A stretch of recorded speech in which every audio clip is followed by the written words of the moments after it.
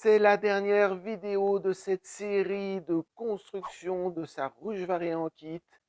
Dernier épisode consacré à l'élément essentiel de la ruche-varée, celui qui donne son caractère, celui qui donne sa spécificité. Et c'est tout de suite après le générique.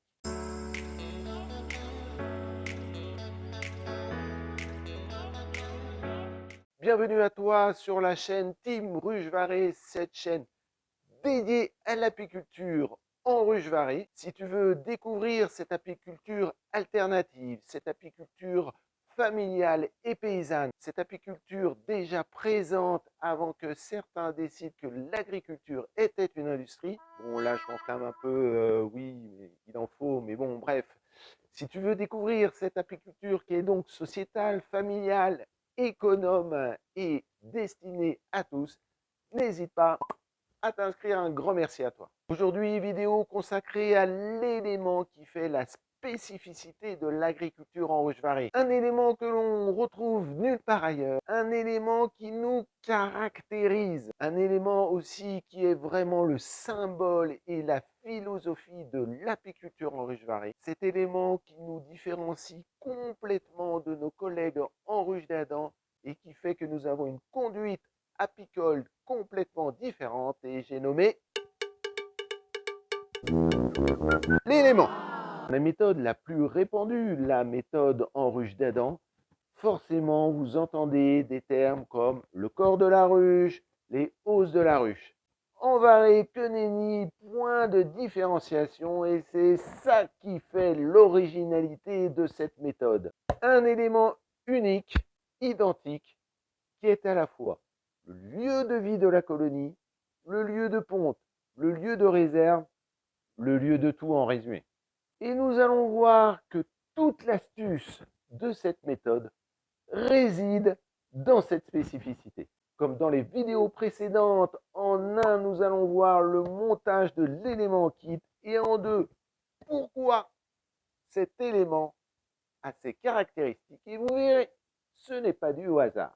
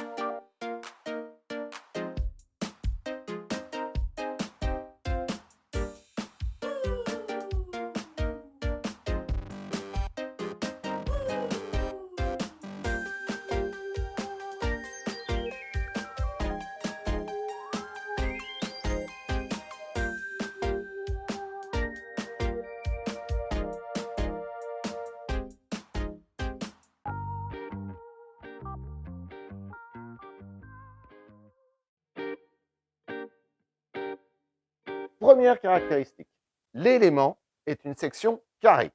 Pourquoi? L'apiculture variée est une apiculture qui est basée sur les règles de vie naturelle des abeilles. Et c'est pourquoi nous avons cette forme bien particulière d'un carré. Dans la nature, en Europe occidentale, le lieu de vie privilégié des abeilles est le tronc. Le tronc, si l'on veut le déterminer en forme géométrique, est un cylindre avec une section, un cercle. Pour reproduire le mode de vie naturel des abeilles, il suffit donc de reproduire ce cylindre. Et c'est là toute la démarche de nos collègues en apiculture naturelle en ruche-tronc. Ceci étant, c'est une apiculture bien particulière parce qu'elle est dédiée à la sauvegarde des abeilles. Alors que l'apiculture en ruche varée est une apiculture dédiée avant tout à la production de miel, il ne faut pas l'oublier. L'abbé Varé aussi voulait que cette apiculture soit une apiculture accessible à tous. Son livre s'appelle L'apiculture pour tous. En conséquence, faire une ruche cylindrique est quand même assez compliqué, demande beaucoup de temps et quand même de la technique. L'abbé Varé, qui était instruit, a pris tout simplement ses cours de géométrie. Et quelle est la forme géométrique la plus proche d'un cercle? c'est le carré. Les abeilles dans la nature ont choisi le tronc et cette forme cylindrique parce qu'il est vraiment homogène, plus facile à construire et plus facile à chauffer. La caractéristique d'un carré, tous les côtés sont égaux, en fait aussi une forme géométrique la plus proche en termes d'homogénéité. Et donc c'est la tour carrée qui se rapproche le plus du cylindre. Autre particularité, ce carré a une dimension de 30 par 30 cm.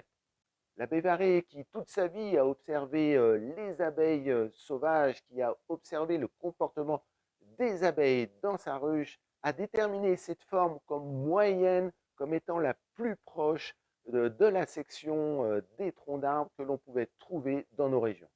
Cette petite surface et donc ce petit volume se rapprochent vraiment des conditions naturelles de vie des abeilles. Il est donc facile à chauffer, facile à maintenir en température, homogène dans sa répartition de chaleur et aussi facile en termes de contrôle d'humidité, d'extraction d'humidité.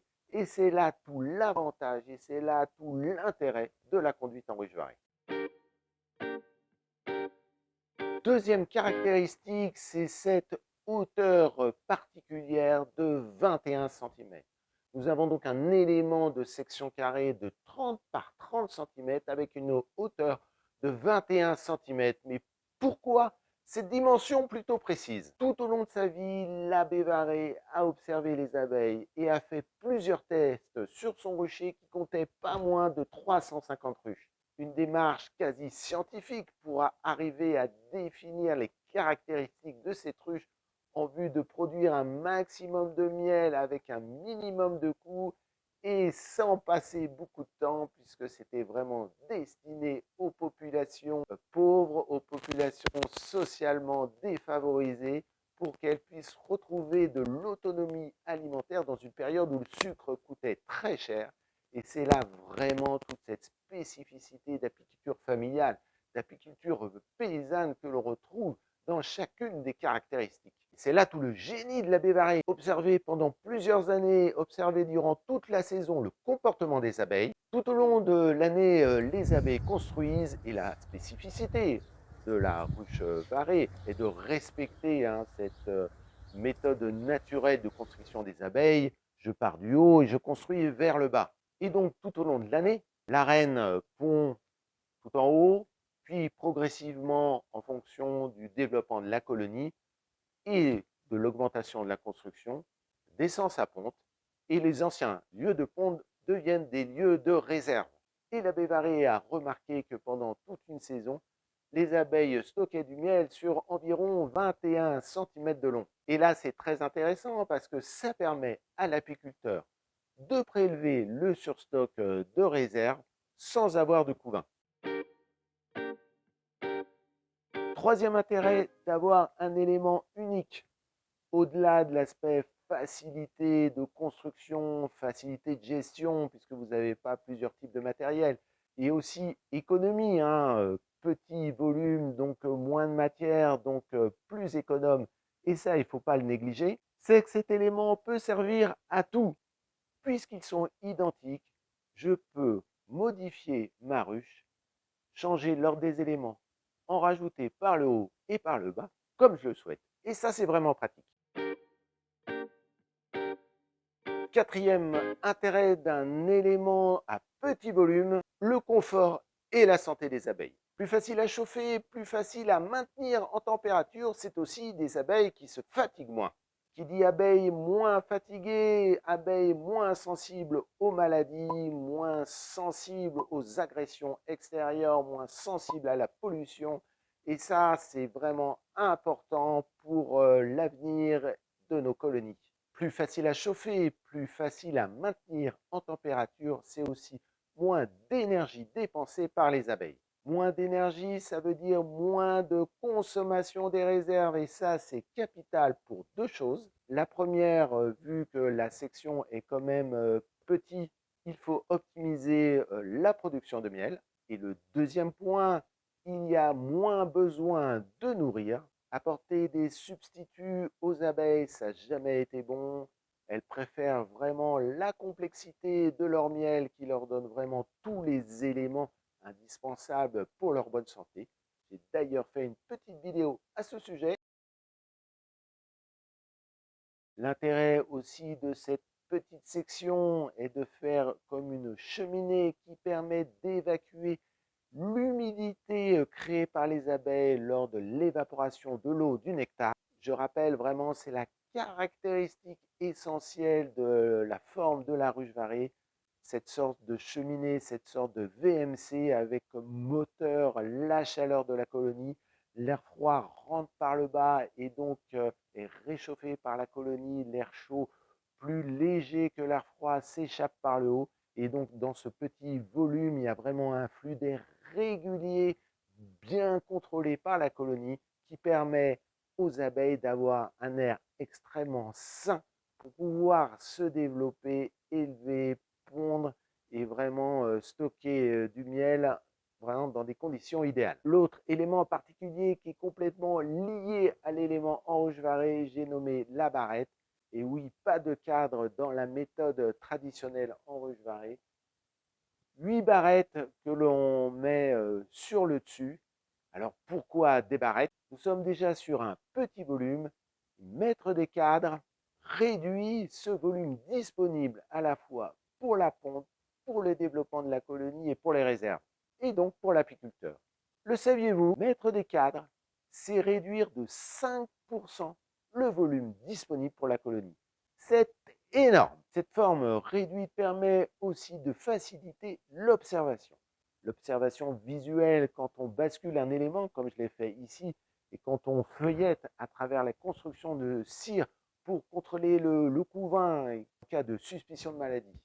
Une taille idéale quand, comme moi, on a une ruche vitrée et donc d'avoir une vision panoramique, je dis bien panoramique, de la vie des abeilles. Et ça, c'est vraiment bien parce qu'on n'ouvre pas, on ne dérange pas les abeilles, on ne les fatigue pas, on ne les épuise pas. Et c'est pour ça que leur durée de vie est beaucoup plus longue en ruche varée. Que des avantages? Pas forcément. Du fait de ce petit volume, l'apiculteur en ruche varée doit être vigilant à la place donnée à sa colonie, notamment pour ses colonies très fortes. Une colonie en forte croissance va se retrouver rapidement limitée si l'apiculteur n'intervient pas. On l'a vu, les éléments sont tous identiques, donc très facile d'agrandir sa ruche. On prend un élément chez soi, on rajoute par le bas sans ouvrir, c'est techniquement très facile et ça ne perturbe pas les abeilles. Mais il faut absolument donner assez de place à sa colonie, sinon c'est SMH garanti. Et c'est tout l'intérêt de l'apiculture en ruche varée, cette apiculture basée sur l'observation avant tout.